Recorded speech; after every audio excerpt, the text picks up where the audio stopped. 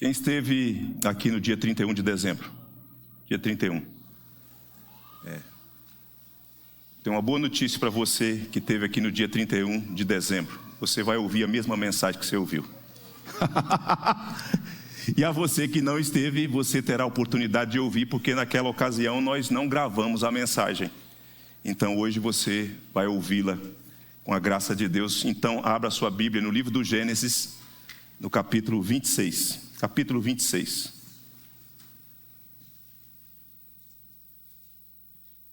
Capítulo 26 do livro do Gênesis. Palavra de Deus para o seu coração e para o meu coração nessa noite. Assentado como vocês estão, eu lhes convido a me acompanhar na leitura do texto. Nós iremos até o versículo de número 14, que diz assim: sobrevindo fome à terra, além da primeira a vida nos dias de Abraão, foi Isaque a Gerar avistar-se com Abimeleque, rei dos filisteus. Apareceu-lhe o Senhor e disse: não desças ao Egito, fica na terra que eu te disser, habita nela, e serei contigo e te abençoarei, porque a ti e a tua descendência darei todas estas terras e confirmarei o juramento que fiz a Abraão, teu pai. Multiplicarei a tua descendência como as estrelas dos céus e lhe darei todas estas terras. Na tua descendência serão abençoadas todas as nações da terra, porque Abraão obedeceu a minha palavra e guardou os meus mandamentos, os meus preceitos, os meus estatutos e as minhas leis. Isaque, pois, ficou em Gerar. Perguntando-lhe os homens daquele lugar a respeito de sua mulher, disse: é minha irmã, pois temia dizer: é minha mulher. Para que dizia ele consigo: os homens do lugar não me matem por amor de Rebeca, porque era formosa de aparência, diz a palavra de Deus. Ora, tendo Isaque permanecido ali por muito tempo, Abimeleque, rei dos filisteus, olhando da janela, viu que Isaque acariciava a Rebeca, sua mulher. Então Abimeleque chamou a Isaque e lhe disse: é evidente que ela é tua esposa. Como, pois, dissestes: é minha irmã? Respondeu-lhe Isaque: porque eu dizia, para que eu não morra por causa dela. Disse Abimeleque: que é isto que nos fizestes? Facilmente algum do povo teria abusado de tua mulher, e tu atraído sobre nós grave delito. E deu esta ordem a todo o povo: qualquer que tocar a este homem ou a sua mulher, certamente morrerá. Semeou Isaque naquela terra, e no mesmo ano recolheu 100 por 1, porque o Senhor o abençoava. Enriqueceu-se o homem, prosperou e ficou riquíssimo. Possuía ovelhas e bois e grande número de servos, de maneira que os filisteus lhe tinham inveja, diz a palavra de Deus. Deus fala na adversidade. É a minha mensagem, o meu tema para você nessa noite. Deus fala na adversidade. Deus tem um senso de humor incrível, né? É um senso de humor incrível. Os presbitérios da igreja presbiteriana, eles têm o que é conhecido como secretaria pastoral. Já ouviu falar? Secretaria pastoral? Quem aqui já ouviu? Licenciado já ouviu. Não tinha escutado, mas agora sabe o que é. Secretaria pastoral. É a tentativa que a IPB tentou encontrar e implementar para que os pastores sejam cuidados. Quem é que cuida de pastor, gente? Você já pensou quem é que cuida de pastor?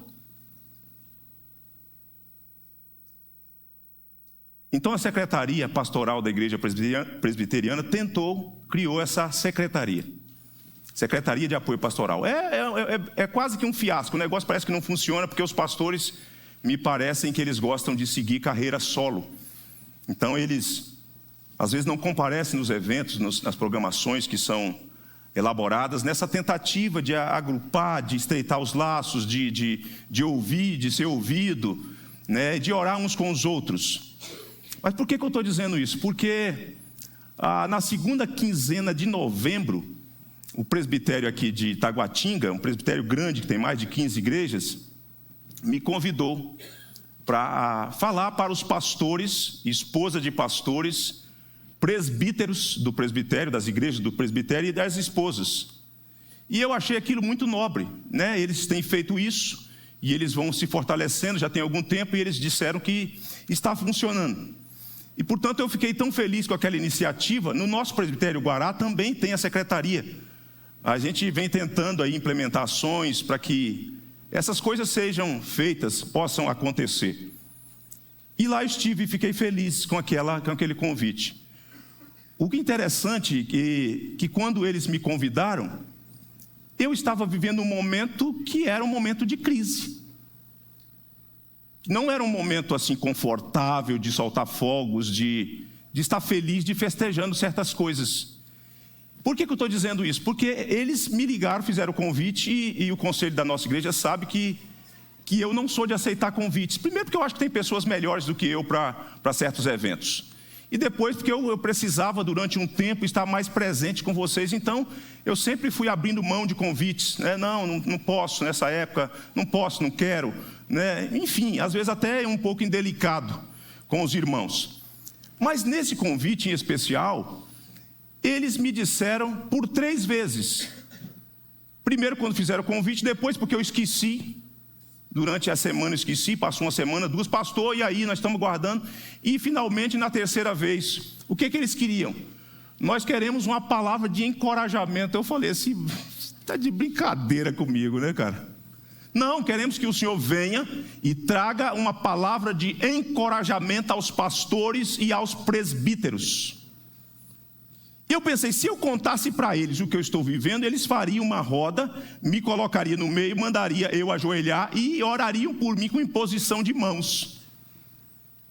Mas quando eles aí sim, eu falei assim, eu acho que eu vou aceitar. Aí aceitei e Deus me deu a palavra, porque Deus não deixa faltar a palavra para o seu povo. Porque Deus de fato fala na adversidade. Deus é uma pessoa, Ele se comunica, Ele interage com a sua criação e de modo especial com o seu povo. Eu disse àqueles irmãos que quando eu sou convidado, eu falava com eles, que quando eu sou convidado para falar para casais, eu me sinto extremamente desconfortável, porque eu não sou um especialista no assunto de casamento. Eu sou um homem casado tentando viver a vida comum do lar de acordo com as Escrituras. Eu sou um homem criando filhos com as mesmas lutas que outros irmãos enfrentam. E eu disse a eles que, da mesma forma, eu não me julgo um homem excepcional para falar para pastores. Imagina só, são homens que têm muitos anos, bagagem de ministério, são homens muito especiais. Se você vai num encontro de presbitério, você vai perceber que são homens especiais, presbíteros e pastores. Eles são pessoas especiais. Eles são da mesma essência que todos nós, mas Deus os chamou e os dotou de habilidades e de conhecimento, de experiência. E eles então têm algumas coisas que a gente não tem. Então eu me senti muito desconfortável em estar ali naquele ambiente, ao mesmo tempo grato, mas desconfortável, porque eu iria para falar para pastores e eles me persuadiram a falar sobre encorajamento. E eu disse, eu não sou um homem excepcional para falar para vocês. Tem homens com biografia pastoral muito melhor do que eu, muito bem-sucedido, com livros sobre liderança, sobre um tantão de coisa. Mas eu disse, mas nós temos uma identificação, porque eu sou pastor como vocês, tentando exercitar o ministério de modo fiel ao Senhor Deus. Eu sou um mordomo da casa de Deus, o que eu tento fazer é ir na despensa celestial e trazer uma porção de alimento, às vezes talvez um pouco mais robusta, às vezes um pouco mais limitada. Mas eu sou um mordomo de Deus, então eu tenho uma palavra para vocês. Eu dizia a eles, irmãos, enfrentar os desafios do pastoreio nos nossos dias, dos medos, é uma sensação bem difícil de impotência, de limitação, de tudo que perpassa na existência humana. Por quê? Porque esses irmãos que queriam que eu falasse para eles em novembro em uma palavra de encorajamento, porque são irmãos que estão chegando no fim do ano cansados, decepcionados, pessoas que lidam com um rebanho às vezes obstinado, difícil, ovelhas difíceis de serem tratadas, de serem conduzidas. Às vezes a equipe pastoral não é uma equipe confortável, que desfruta de harmonia, e portanto aqueles irmãos estavam fazendo um pedido de socorro. Nós precisamos de um encorajamento no final do ano, para começarmos o ano revigorados, ajudados pelo Senhor nosso Deus. Eles estavam exaustos, cansados. Quem é pastor que tem que pregar todo domingo, a gente termina o sermão no domingo, e a gente bem nem vai para casa, e a gente na segunda-feira, que é o dia da folga, você já começa a pensar assim: será que domingo eu tenho um sermão para a igreja? Será que Deus vai arejar a minha mente, o meu coração? Será que Deus vai me falar, para eu falar à igreja domingo? É um negócio assim que você fala assim: gente, se não for divino, se o negócio não for eterno, se não for uma ação de Deus, não é possível. Então eu entendi aqueles irmãos, o clamor, a reivindicação deles. Agora veja só, não bastasse isso, o tempo é difícil, eu acho que sempre foi difícil ser pastor, sempre foi difícil ser crente é difícil. Deixar tudo por amor ao Senhor Jesus, para seguir o Senhor Jesus, para se tornar discípulo do Senhor Jesus, é uma coisa que traz implicações. Perdas acontecem, lutas se travam. Agora, ser pastor, eu penso que nunca foi tão difícil quanto na atual conjuntura. Nesse tempo que nós estamos vivendo. Porque existe esse espírito da imagem, esse espírito do ataque à identidade de quem serve a Deus. O que é ser pastor? O que é ser um pastor bem-sucedido hoje? O que é ser um pastor segundo o coração de Deus? Então são muitas variáveis que nós podemos levantar, mas não é fácil ser pastor hoje, nos dias de hoje, por conta das redes sociais, das mídias, das imagens, das comparações, desse tantão de coisa. E aí eu estava falando com aqueles irmãos e comento com vocês para que vocês entendam como é que é essa pista de mão dupla de pastor que cuida, de igreja que responde, de gente que é ovelha de Cristo. Como é que a gente lida com isso? E por que é difícil nessa experiência de homens que, embora experimentados, lidam com essas lutas, com essas coisas que se travam, com essas tensões? Por quê? Porque hoje, e eu atentei para isso no período da pandemia. Por quê? Porque eu não era um homem que visitava as redes sociais. Eu não tinha essa afeição. Eu raramente descobri. Às vezes as pessoas perguntavam: você conhece o pregador tal, o pastor tal? Ele está trazendo algumas coisas tão interessantes. Não, mas o senhor encontra ele. Aí eu não estava atento a isso. Era um pouco alienado. A verdade é essa. Mas só que chegou a pandemia, todo mundo já sabia que existiam os pastores, que são apreciados, que são seguidos, que você curte, que você escuta, que você compartilha mensagem deles. Só que quando chega a pandemia, a igreja fica ilhada. A igreja sai daquele reduto de encontro semanal e ela fica em casa. Então ela meio que ficou saturada de um tantão de mensagens que ela recebe de todas as matizes, e ela então passa a ser um tipo de perfil de igreja que passa a seguir determinados pregadores. Então você escuta o pregador que você quer, com a temática que você quer, com o estilo que você quer, com o jeito que você aprecia, e de repente a pandemia confina esse rebanho e as pessoas começam a comparar os seus pastores que estiveram ali anos a fio, 15 anos, 20 anos, 25 anos servindo a comunidade. Só que agora, elas, embora já soubessem das redes sociais, elas fazem esse movimento porque aquelas igrejas não tinham esses recursos que nós temos, que nos ajudou muito no tempo da pandemia. E então, quando acaba a pandemia, para onde esses crentes vão? Eles não se reconhecem mais naquela comunidade local, com aquele grupo pequeno de uma igreja de 100, 150 membros. Eles voltam e eles olham para o louvor e eles falam: meu Deus do céu.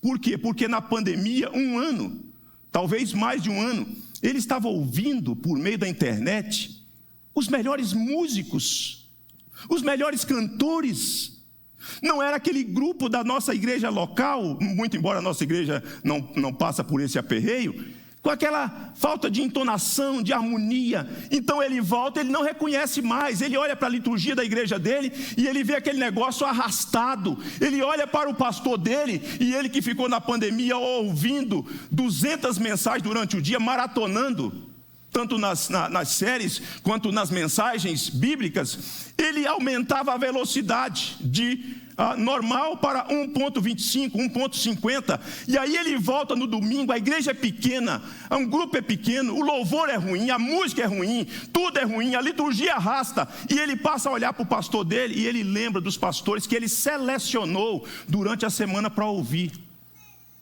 as mensagens, os temas, os títulos interessantes. E como é que ele ouviu? Em 1.5, 1.75, 2.0. E aí ele chega no domingo e ele tem que lidar com o seu pastor. Você percebe como que é brutal?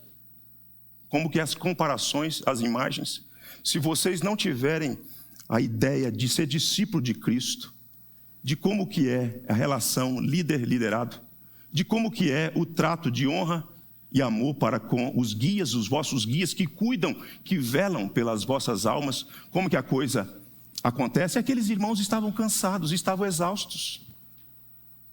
E aí eu falei: Deus, eu entendi. O Senhor quer que eu dê uma palavra para eles, e eu não vou lá contar do meu testemunho, porque tem testemunho muito mais empolgante para ser escutado. Mas o Senhor me deu uma palavra. E aí, irmãos e irmãs, pense vocês, a crise, a adversidade, ela chega para todas as pessoas. Ninguém passa por esse mundo sem enfrentar algum tipo de situação difícil. Ninguém passa, irmãos. Todos nós passamos. Se você ainda não passou, não deparou-se com a adversidade esmagante, você vai deparar-se em algum momento com esse tipo de coisa. Isso acontece com gente como nós, com gente com menos idade, com gente com mais idade, com mulheres, com meninas, com rapazes, com homens, com crianças, com líderes. Os presbíteros enfrentam suas lutas.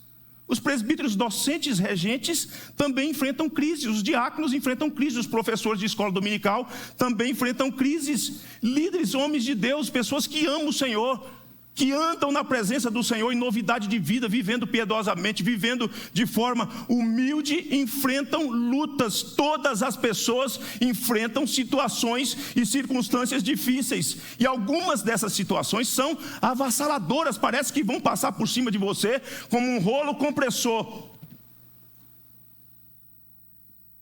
Talvez você esteja aqui nessa noite e você tem passado por algum tipo de crise. Essa passagem que nós lemos, ela fala de 3 crises. Ela fala de crise natural, ela fala de crise moral e ela fala de crise oposicional. A crise natural é aquela que nós estamos vendo no versículo de número 1, quando diz assim: sobrevindo fome à terra além da primeira, a vida nos dias de Abraão. Esse tipo de crise é aquele tipo de crise que você não tem como administrar. Você pode até mais ou menos prever que possa chegar, de acordo com os mecanismos, instrumentos hoje que medem as mudanças climáticas, mas você não tem como controlar isso. Você oscila do 8 para o 80. Você às vezes tem enchentes nas grandes cidades e às vezes você tem secas que vêm e abate toda uma plantação. Esse tipo de crise você não administra, mas tem a crise moral. Esse tipo de crise tem como você administrar. Esse tipo de crise que eu estou chamando de crise moral é aquele tipo de crise que tem a ver com as suas decisões, com as suas escolhas, com aquilo que você fala, com o modo como você conduz a sua vida, que pode trazer implicações negativas não só para você, do ponto de vista de trazer situações que vão afetá-lo, mas que desonra o nome de Deus no meio de uma sociedade pagã. O que é essa crise moral? É aquela crise que o sujeito não lida bem com a questão da ética, não lida bem com a questão dos princípios. É aquele tipo de gente que teme a Deus, que pertence a Deus, que faz parte da aliança, ou da família da aliança, como nós vemos no versículo de número 8. Que tem a ver com mentira, que tem a ver com negação, que tem a ver com a falta de cuidado com quem você ama, ou com quem você prometeu amar, e cuidar, e zelar, e honrar, e de repente você meio que empurra a pessoa que você prometeu cuidar para uma armadilha, para uma situação difícil. Especialmente no que diz respeito à família. Então veja você que a crise natural, climática, você não administra, você não tem como cuidar. Mas a crise moral você tem como. As medidas que você vai tomar, você vai perceber que elas podem trazer implicações, inclusive de censura, de o pagão chegar para você e falar assim: como que você é crente e está se comportando desse jeito? Você não sabe que isso destoa dos princípios elementares de uma boa ética de convivência numa sociedade para manter a harmonia mínima dentro de uma sociedade, para não entrar numa situação caótica? Esse homem mente. Diz o texto que, versículo 8, tendo Isaque permanecido ali por muito tempo, Abimeleque, rei dos filisteus, olhando da janela, viu que Isaque acariciava a Rebeca, sua mulher. Abimeleque é um cara antenado, sensível, ele olha e vê de repente o cara passando a mão no rosto daquela mulher linda, formosa. Ele fala: não, naquela ali não pode ser irmã, daquele trato ali, aquele jeito ali. Ele desconfia. E você sabe, coisa terrível é um crente receber um sermão de quem não é crente. E com todo direito. É quando o crente perde a sensatez e, por conta do medo de morrer, por achar que Deus não vai cuidar dele na adversidade, ele então cede e negocia valores e princípios. Isaque está fazendo isso. E Abimeleque censura ele, coloca o dedo no nariz dele e dá uma lição de moral nele. Como é que você faz um negócio desse? Você poderia ter atraído juízo sobre nós. Agora, existe ainda uma crise que é uma crise oposicional. À medida que você se torna uma pessoa de sucesso, uma pessoa em que prospere, uma pessoa que avance nas várias dimensões da vida, seja no estudo, seja nas conquistas, você pode enfrentar oposição. Esse tipo de crise também nem sempre a gente consegue administrar, porque ela parte do outro. Você não fez nada para o outro, você não agiu para que o outro pensasse ou se posicionasse daquele jeito, tal como aquela pessoa passa a se posicionar, por conta de um pecado chamado inveja. Então você vai perceber que tem esses 3 tipos de crises, de adversidades. Mas aqui hoje nós vamos ficar nessa primeira crise. Esse Deus que fala em tempo de adversidade, ou Deus fala na adversidade. Pensando nessa questão climática, porque é essa aqui que está amedrontando, que está levando esse homem a pensar e refazer a sua rota, a sua agenda, como estilo de vida e de lugar de morar. Deus fala em tempo de adversidade, ou na adversidade. Deus fala na adversidade para alertar. Esse é o primeiro ponto. Deus fala para alertar. Vejam vocês que o versículo 1 e versículo 2 diz assim: sobrevindo fome à terra além da primeira vida nos dias de Abraão, foi Isaque a Gerar avistar-se com Abimeleque, rei dos filisteus. Apareceu-lhe o Senhor e disse: o que o Senhor disse para ele? Não desças ao Egito, fica na terra que eu te disser. Na adversidade, Deus fala para alertar sobre os perigos que estão à sua volta em razão da decisão que você está para tomar. Isso é muito importante. Sabe por quê, irmãos?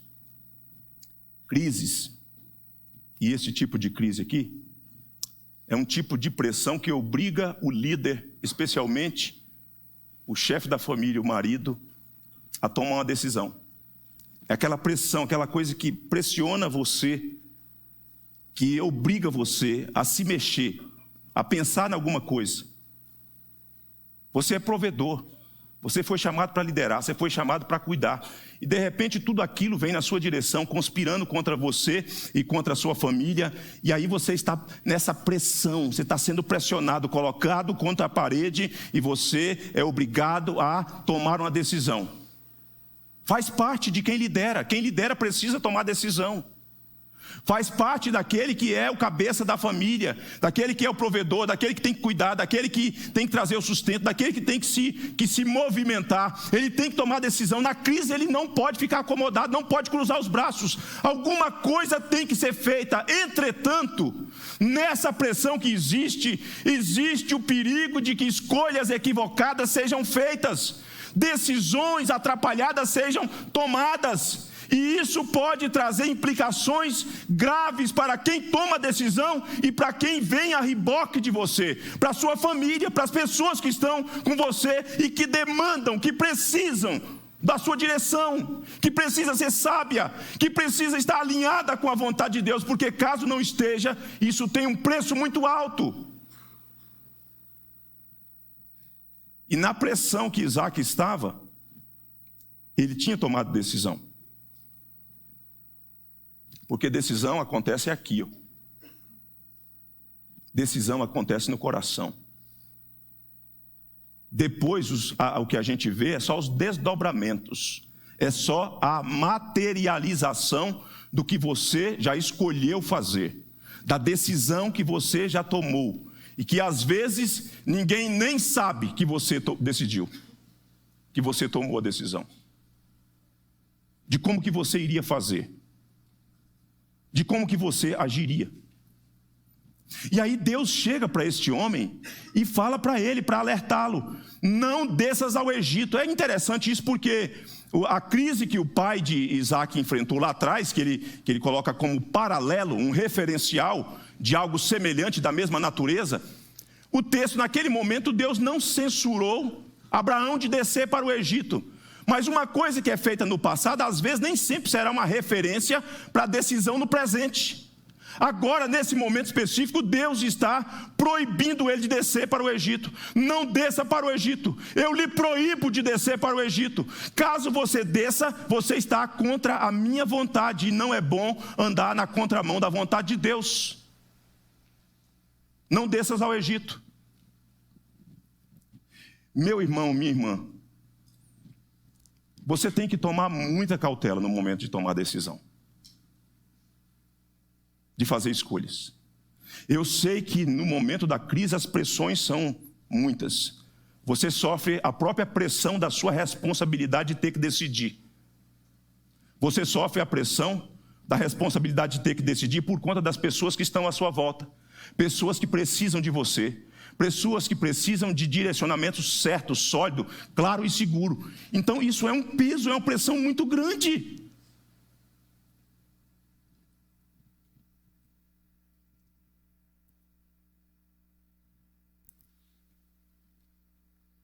Esses dias eu falei com a minha esposa que ia vender meu carro. Nosso carro. Meu carro é porque depois que eu falei que ia vender, ela falou: não, é porque é seu mesmo, então você faz o que você quiser, né? Já pensou quando a mulher está furiosa? Aí a gente sempre fala: não, é meu, o carro é nosso, a casa é nossa, a cama é nossa, o quarto é nosso, tudo é nosso, né? O que tem é meu é seu, o que é seu é meu. Mas nessa hora da fúria fala: não, é seu, mas sabe, é um jeito de, sabe o que é, né? De alfinetar, né? A princípio eu tinha falado que ia vender, mas eu não falei na modalidade que eu ia vender. Então eu decidi no meu coração como eu ia vender. E quando ela soube que eu vendi dentro da decisão que eu tomei no meu coração do jeito que eu iria vender, aí a coisa ficou pesada. Ficou pesada. Ela falou comigo, ela falou assim: pensar em divorciar, eu não pensei não, mas pensei em matar você esses dias. Como é que pode você tomar uma decisão, fazer uma escolha dessa? Sabe por que eu conto isso para vocês? Eu li esses dias, Carlos, em Spurgeon, ele falando assim, porque no seminário a gente aprende que na homilética a gente não pode contar exemplos nossos. Charles Spurgeon esse dia falou assim: bobagem. Você tem que contar os seus próprios exemplos, porque a igreja entende melhor com os seus exemplos da sua vida. Então, eu não estou nem aí para a homilética que o professor me ensinou, tá, Orlando? Entendeu? Não é que Charles Spurgeon seja a autoridade máxima e final, mas eu fiquei confortável, porque eu falei assim, porque de quando em quando tem um que fala assim, esse eu citou a Patrícia de novo. Eu falei, tá, vou citar a mulher do outro, tem que citar a minha. Príncipe dos pregadores. Vou mandar para os professores essa citação dele, eles vão ficar furiosos. Isaac tinha tomado decisão, irmãos, no coração. E como que uma pessoa pode ser dissuadida de voltar atrás, de recuar daquilo que ela já decidiu, daquilo que ela já escolheu? Só quando alguém é maior do que você, que sabe as coisas que estão na entranha, ou nas entranhas do seu coração, que ninguém mais sabe. A sua mulher não sabe, seus filhos não sabem, a liderança não sabe, ninguém sabe, mas Deus sabe. Então esse Deus que sabe vem e vai lá no porão do seu coração, onde Ele conhece e sabe tratar, para dizer, eu quero te alertar, não vá nessa direção. Não vá nesse rumo. Eu não quero que você vá. Eu lhe proíbo de ir nessa direção.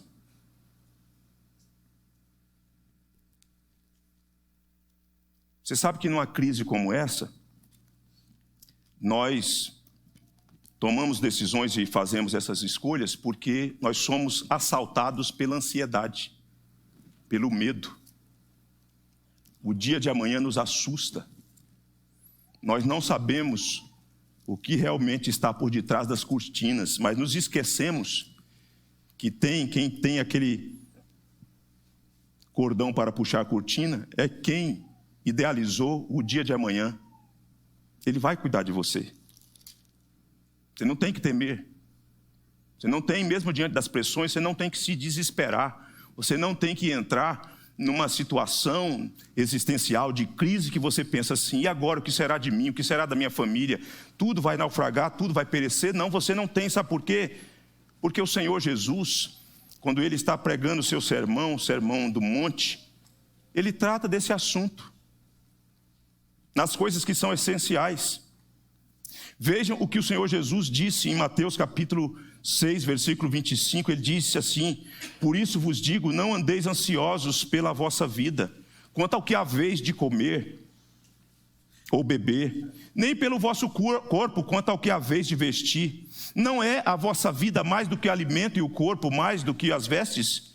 Observai as aves do céu, não semeiam, não colhem, nem ajuntam em celeiros, contudo o vosso Pai Celeste as sustenta. Porventura não valeis vós mais do que as aves dos céus? Meus irmãos, casais, família e PG2, nós temos mais valor do que passarinhos. Deus cuida dos seus passarinhos, Deus cuida dos pardais, eles não semeiam, eles não constroem celeiros, mas Deus cuida deles. O Senhor Jesus está falando assim, não fiquem ansiosos se a crise chegar, se a crise abater, se a adversidade aparecer, se você ficar com medo que vai faltar isso, que vai faltar aquilo, eu quero lembrá-los, vocês têm mais valor do que passarinhos. Não vai faltar o essencial para a vossa subsistência. O que é essencial para a vossa subsistência? Comida, bebida e vestimenta. O problema é que nós somos nutridos, somos gestados numa cultura e numa sociedade que ela faz nos pensar que nós precisamos de mais, que nós precisamos disso, daquilo e daquilo outro, enquanto que o Senhor Jesus está dizendo, não, não é isso. Sou eu quem cuido de vocês na adversidade. Sou eu que tenho o comando de toda a história. Não tem crise que abala o Senhor Deus que está sentado num alto e sublime trono. Se Ele desce e a tempestade te apavora, Ele anda em cima das ondas e tem comando sobre a força do vento e manda o vento emudecer. É esse Deus que cuida de nós. É esse Senhor que nos sustenta. Não vai faltar. A pressão pode ser grande, mas Deus há de cuidar de você. Deus há de cuidar da sua família. O Senhor Jesus, Ele não pode mentir. Foi Ele quem disse que nós temos mais valor do que passarinhos. Agora, muito cuidado nessa hora, para não pensar que quando o Senhor Jesus disse assim, buscai, pois, em primeiro lugar o seu reino e a sua justiça, e todas estas coisas vos serão acrescentadas. Tem gente que quando lê esse texto que fala, e todas as demais coisas, não é isso que o Senhor Jesus está falando, Ele está falando de 3 coisas. Comida, bebida e vestimenta. Ele não está falando daquela imaginação que brota nesse coração aqui, de pensar, cara, eu vou comprar um terreno de 1.000 metros quadrados, vou construir uma casa, vou fazer um jardim, vou encher de flores para a Patrícia cuidar, para ela pegar gosto pelas rosas, pelas plantas, porque ela casou com o homem da roça, ela tem que gostar, tem que meter a mão na terra, cavucar aquilo, mexer com aquelas coisas, com formiga. Não vai dar certo, né? Aí a coisa degringola mesmo, aí não tem jeito. Deus cuida. Deus nos alerta porque Ele sabe que a propensão das nossas escolhas são trágicas, são terríveis. A gente pensa que elas serão boas, que vão trazer-nos benefícios para nós, para a nossa família. Ele está falando, você não consegue ver do outro lado da curva, por detrás da curva. Você não consegue ver do outro lado da montanha. Você é míope, você não enxerga direito. Deixa eu conduzir, atenta para a minha voz, escute o meu conselho. Não vá por o caminho que você quer ir. Na adversidade, Deus fala para alertar. Em segundo lugar, Deus fala para encorajar. Porque o medo vem, o desfalecimento vem, o abatimento aparece na adversidade. Então Deus vem para encorajar. Vejam vocês o que diz o final do versículo 2, e aí nós avançaremos até o versículo 4, que diz assim: fica na terra que eu te disser, habita nela, e serei contigo, e te abençoarei, porque a ti e a tua descendência darei todas estas terras que confirmei o juramento, e confirmarei o juramento que fiz a Abraão, teu pai. Multiplicarei a tua descendência como as estrelas dos céus, e lhe darei todas essas terras. Na tua descendência serão abençoadas todas as nações da terra. Que coisa maravilhosa! Encorajamento. Encorajamento que Deus nos dá, fortalecendo aquelas estruturas que estão abaladas. É aqui dentro que a coisa se abala, entendeu? Não é do lado de fora. O primeiro abalo é aqui dentro, depois é só um reflexo de como que aqui dentro está desmoronando, tremendo, sem rumo, sem equilíbrio. Quando as pernas tremem é porque o coração já está abalado. O que a gente precisa nessa hora? De encorajamento. A gente não precisa, não é ler livro de autoajuda. A gente não precisa, não é de fala determinista, vai dar tudo certo, vai dar tudo certo. Não é isso. A gente precisa de encorajamento que vem dos céus, de alguém que está construindo a história, de alguém que está escrevendo a história, que sabe o enredo da história, que sabe qual é o final da história, que sabe como que as curvas elas serão construídas, ou como elas são construídas. Ele conhece as ladeiras, ele conhece as descidas, ele conhece os vales, ele conhece as montanhas, ele sabe e ele vem para encorajar, porque você precisa desse combustível de cima, de Deus, para você não sucumbir nessas horas da adversidade. O Senhor nosso Deus é o Deus de palavra, é o Deus que fala. Ignore a fala de Deus, feche os ouvidos para a fala de Deus e você vai sucumbir, você vai morrer existencialmente, você não vai dar conta, porque ninguém mais tem uma palavra para tirar você do lugar onde você se encontra. Só Deus pode alcançar você no lugar onde você se encontra e lhe encorajar diante dos desafios da vida. Agora, se a primeira fala não for considerada, então esquece o teor da segunda.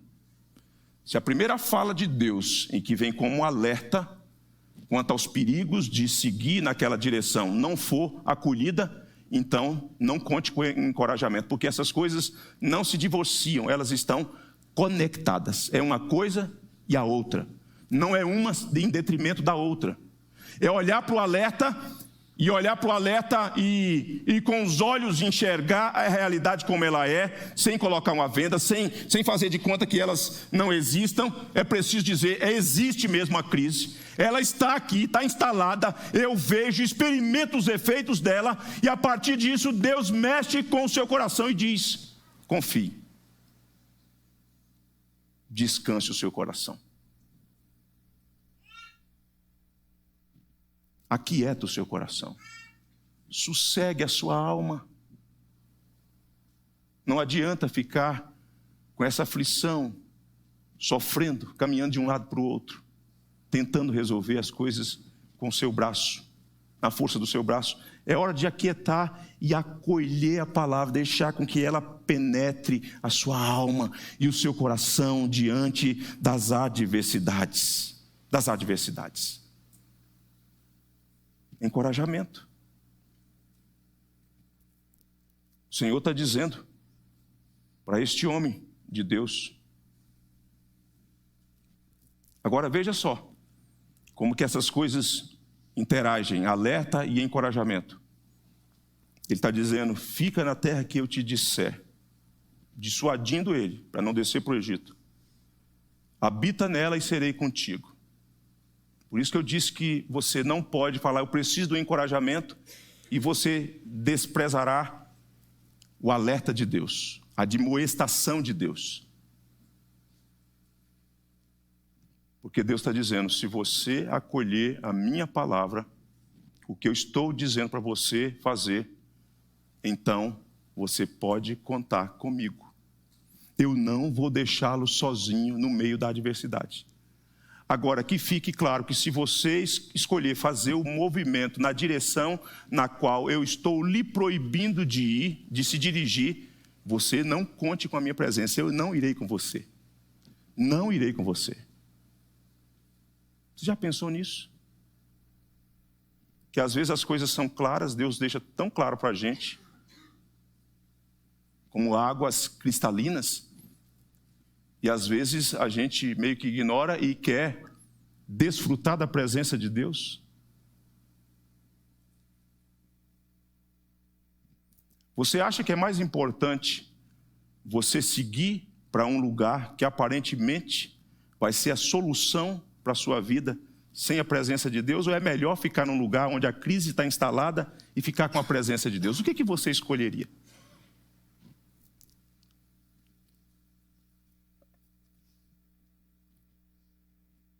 Se você for, não conta comigo. E depois não diga que foi eu que quis isso para você, não. É fruto da sua escolha. Você é um ser responsável, moral.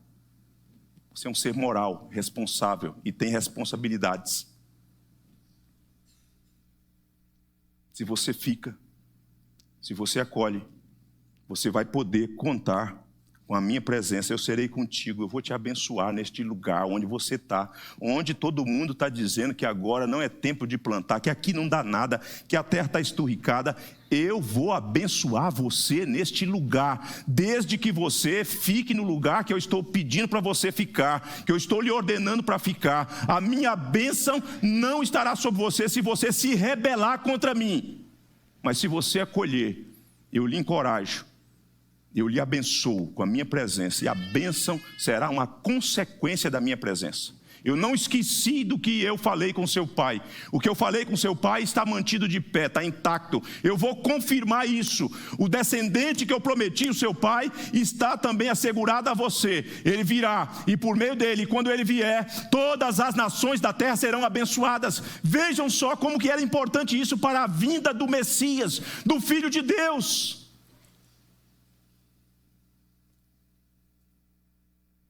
Nosso problema é que nós achamos que ter isso ou aquilo é mais importante do que a presença de Deus. Ô irmão, sem a presença de Deus a gente morre. Sem a presença de Deus fica um vazio aqui, um buraco, um negócio estranho. Mas quando Deus está contigo, quando Deus está conosco, não importa como que as situações sejam embaraçosas, assustadoras, não importa, você sabe que Ele está com você. Você sabe que Ele é contigo e, portanto, você não tem por que temer. Você não tem por que temer. A bênção dele virá. A mão do Senhor Jesus será contigo. Agora experimente ir na direção oposta e você estará sozinho. Embora, às vezes, no meio da multidão, você vai se sentir sozinho. Porque não tem nada nem ninguém que possa preencher a sua alma, tal como a presença do Senhor Jesus. Só o Senhor Jesus pode trazer satisfação plena para nós no meio do furacão. Não importa, mas é preciso acolher uma coisa e a outra. Em terceiro lugar, Deus fala na adversidade, Deus fala para exemplificar. Então Deus vai trazer um exemplo para ele, dizendo, versículo 5, que diz assim: porque Abraão obedeceu a minha palavra e guardou os meus mandamentos, os meus preceitos, os meus estatutos e as minhas leis. Ele está trazendo para ele falar: olha só, o seu pai, que lhe passou esse legado de fé, de valores, de como andar na minha presença, de como viver para o meu inteiro agrado, o seu pai foi um homem que viveu para a minha própria glória. Não está trazendo aqui a ideia de perfeição, não é isso. Mas está falando assim, seu pai, ele lidou, ele conduziu a sua vida considerando a minha palavra, os meus mandamentos, os meus preceitos, os meus estatutos e as minhas leis. E o texto diz assim: Isaque, pois, ficou em Gerar. Ele está exemplificando. Irmãos, a pior coisa para um líder, para um crente, é quando ele resolve transigir com os valores absolutos do reino de Deus. É quando ele acha que a vida de fé é uma coisa e a vida de obediência é outra coisa. É quando ele percebe, ou ele acha, ou ele conclui equivocadamente que essas coisas não têm conexão. Profunda conexão. Um homem de fé, a obediência, quando vem, ela vem como decorrência de uma verdadeira fé e não o contrário. Um homem de fé que escuta Deus falar na adversidade, tanto para alertar como para encorajar, ele resolve acolher e obedecer a Deus, mesmo que aquilo seja desconfortável, porque ele está completamente comprometido, o seu coração, a sua mente, ele não tem disposição, ele não tem inclinação para transigir, para cogitar a possibilidade de negociar os valores, de negar os valores do reino de Deus, de negar a lei de Deus, de tripudiar sobre aquilo que Deus estabeleceu como norma condutora para a nossa postura e comportamento numa sociedade perdida e alienada sem Deus. Nós não podemos transigir com a lei de Deus. Você sabe por que a igreja evangélica brasileira não goza atualmente do respeito da sociedade brasileira? É porque há muita contradição na nossa vida entre o que falamos e o modo como nós vivemos. As pessoas não percebem conexão.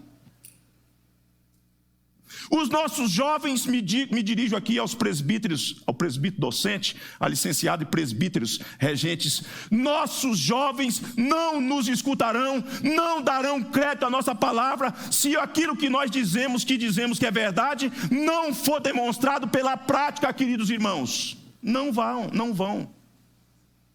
O que os nossos jovens mais precisam, ou uma das coisas que eles mais precisam, ou que eles estão em busca nesses dias, é da coerência da liderança. Nós não podemos transigir. Nós, por exemplo, precisamos ser homens e mulheres, e gente crente, famílias crentes, que levam a sério as coisas de Deus, a lei de Deus. O perigo na adversidade não é a adversidade em si. O perigo da adversidade é ficar sozinho na adversidade por conta do pecado e alienação à palavra de Deus. Isso é que é o perigo.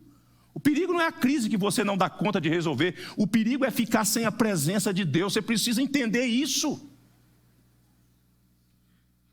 O perigo não é a seca, o perigo não é a oposição do inimigo, o perigo é ser desprotegido por aquele que é o nosso escudo e a nossa fortaleza, porque nós negamos os valores do reino de Deus. Isso que é perigoso. Diante disso, 3 coisas nós precisamos fazer, 3 coisas precisam acontecer. Primeiro, você precisa crer naquilo que o Senhor fala contigo em sua palavra. Você precisa crer, estar com o coração aberto, com a mente arejada, com disposição. É Deus falando comigo, Deus está falando comigo.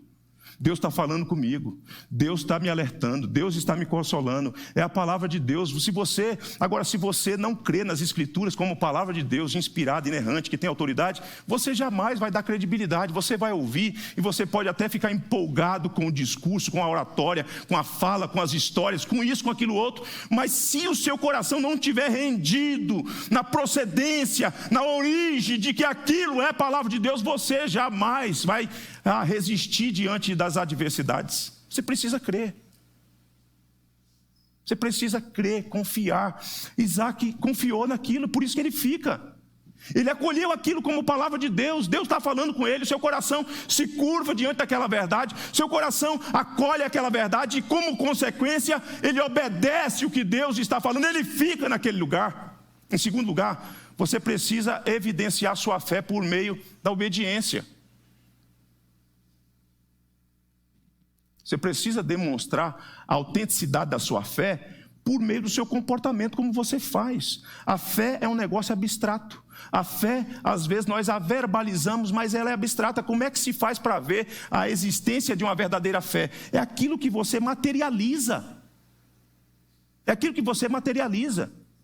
Se eu digo que o Rei da Glória, que o Senhor dos Senhores, me deu uma ordem para levar o Evangelho, como é que eu posso dizer para a igreja que eu creio naquilo? É quando eu conto para outras pessoas. Eu estou materializando aquilo que professo crer. Se eu digo que creio que o Senhor Deus me deu ordens expressas, orientações, que faz parte do culto, do nosso culto, de devolver ao Senhor Deus os dízimos e as ofertas, como é que eu concretizo a fé? Como é que eu digo para o outro que eu creio que Deus supre as minhas necessidades? É quando eu devolvo o dízimo. É quando eu tomo a iniciativa e falo assim: eu vou devolver os dízimos, as ofertas. Eu vou investir na obra missionária. Eu vou investir nas famílias que a Igreja Presbiteriana do Guará 2, que o Conselho acolheu como famílias para pregar o Evangelho. Eu vou dedicar ofertas. Quando você faz isso, você está mostrando: eu creio naquilo que eu professo crer. Quando você não faz, você está mostrando uma outra coisa. Você não crê coisa nenhuma. Ele ficou, ele obedeceu, ele mostra que crê de fato e de verdade naquela verdade. Em terceiro, quando Deus fala com você, você precisa ter fé, obedecer, e você precisa trabalhar. Trabalhar, você não foi chamado para cruzar os braços, para entrar num torpor espiritual, no comodismo. Crente é trabalhador, crente é empreendedor. Crente, eu sei que para nós presbiterianos, eu sei disso, a gente tem um medo de falar de prosperidade, de dinheiro, de ficar rico. Não é verdade? A gente tem medo. E há alerta na Bíblia, inclusive, para a gente tomar cuidado, porque às vezes quem buscou a riqueza, ou ser muito rico, caiu no laço, em destruição. Não é verdade? A Bíblia diz, porque o amor do dinheiro, você já sabe. Não é verdade? Agora, por outro lado, a Bíblia está cheia de textos falando de gente de Deus que ficou rico, de gente de Deus que empreendeu, de gente de Deus que plantou, de gente de Deus que abriu negócios. E se a bênção de Deus estiver, e se você estiver debaixo da palavra de Deus, da orientação de Deus, ninguém pode impedir você de prosperar em meio à crise. Porque diz o texto que este homem trabalhou. Olha só comigo, veja aí o texto. Versículo 12 diz assim: semeou Isaac naquela terra. Que terra que ele semeou? Na terra onde havia fome, seca. Semeou Isaac naquela terra. E no mesmo ano, diz o texto, no mesmo ano recolheu 100 por 1, porque o Senhor o abençoava. Duas coisas: Deus não isenta você da sua responsabilidade de trabalhar. Você tem que trabalhar, você tem que semear, você tem que ter esperança, você tem que laborar. Não pode ficar descansado e olhando e até invejando os outros. Fulano se deu bem, fulano avançou. Avançou porque ele empreendeu, ele levantou mais cedo, ele estudou mais, ele foi atrás dos recursos, dos instrumentos, e ele estava debaixo da bênção de Deus, porque não adianta trabalhar sem que Deus abençoe. É uma coisa como consequência da outra. Não é só trabalhar, porque se trabalhar sem a bênção de Deus, o trabalho vira idolatria, vira um ídolo que vai te escravizar. Mas quando você está trabalhando em razão da sua responsabilidade, daquilo que Deus te chamou para fazer, e Deus coloca as suas mãos, Deus estende as suas mãos, você prospera sim. As coisas mudam sim. Para você ficar vivendo em torno daquilo, não. Para que aquilo seja instrumento abençoador para o reino de Deus, para o povo de Deus. Para você ser mais generoso. Não é isso que o Salmo 67 vai dizer? Abençoe-nos, Deus, para que essa bênção do Senhor seja estendida às pessoas, para que a gente avance no reino de Deus, para que a gente pregue o evangelho do reino de Deus. E assim as coisas avancem.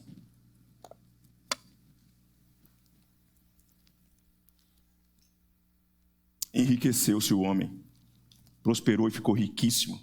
Possuía as ovelhas e bois e grande número de servos, de maneira que os filisteus lhe tinham inveja. Agora, prepare-se, porque quando as coisas de Deus vêm para você também, pessoas à sua volta ou perto de você também começam a querer promover algum tipo de retaliação.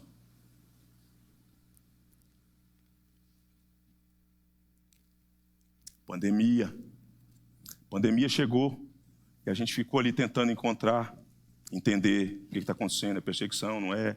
E Deus foi nos dando clareza, a gente discutia, conversava, orava, e Deus foi nos dando clareza. Mas no início, sabe o que eu disse para o conselho? Eu falei, eu não vou gravar não. Não conta comigo. Conselho muito gentilmente, pastoralmente. A gente não sabia muito o que fazer mesmo. Só que eu fui para o joelho. Todos os dias eu vinha para a minha sala, na minha casa, e aqui na sala, e dobrava os meus joelhos. E no segundo dia de oração, Deus me dobrou. E Deus falou no meu coração, vocês têm os recursos em que muitas comunidades não têm. Aí eu voltei para o conselho e falei, vou gravar. Só não vou gravar simultaneamente, não dou conta de ter aquele olhão na minha direção.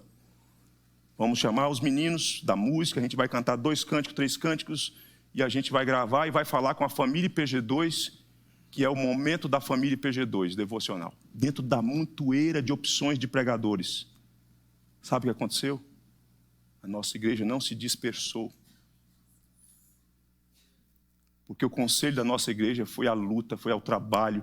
A nossa junta diaconal foi ao trabalho. Irmãos da igreja, diga-se que faça menção aqui do Luciano Pereira e outras pessoas, foram visitar os nossos idosos que moram em casa no Guará, que era a possibilidade de acessar, de cantar um cântico do lado de fora, de ler a Bíblia, de encorajar a igreja. Reverendo Robson, Luciano, gravando vídeo, e isso e aquilo outro. Resultado, no final do ano, do primeiro ano da pandemia, resultado do trabalho, da dedicação, da semeadura, a nossa igreja recebeu quase 50 novos membros.